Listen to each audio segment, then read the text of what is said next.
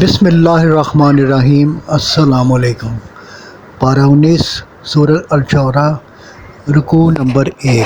فرمایا کہ یہ واضح کتاب کی آیتیں ہیں۔ اے پیغمبر صلی اللہ علیہ وآلہ وسلم، اگر کوئی بدبخت دین حق کو نہیں مانتا تو آپ صلی اللہ علیہ وآلہ وسلم خود کو کیوں ہلکان کرتے ہو؟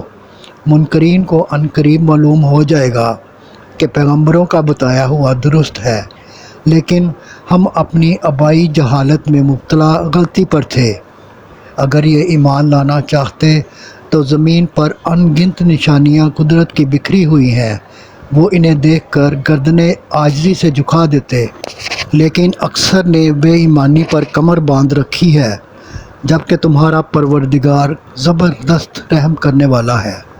رکوع نمبر 2۔ پچھلے زمانہ کے حالات بتاتے ہوئے موسیٰ علیہ السلام، فرعون اور موسیٰ علیہ السلام کے معجزات، عصائے موسیٰ اور ید بیضاء کا احوال بتایا۔ رکوع نمبر 3۔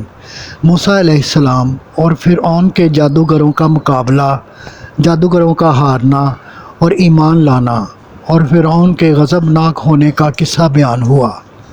رکوع نمبر 4۔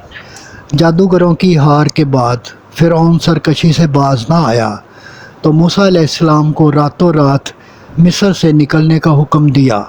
موسیٰ علیہ السلام کا سمندر پار کرنا، فرعون کا لشکر سمیت پیچھا کرتے سمندر میں داخل ہونا، پانی کا مل جانا اور ان کا سمندر میں غرق ہونے کے واقعات بیان فرمائے۔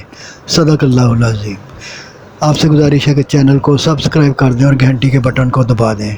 دعا ہے کہ اللہ تعالیٰ آپ کو صحت و تندرستی والی زندگی عطا فرمائے۔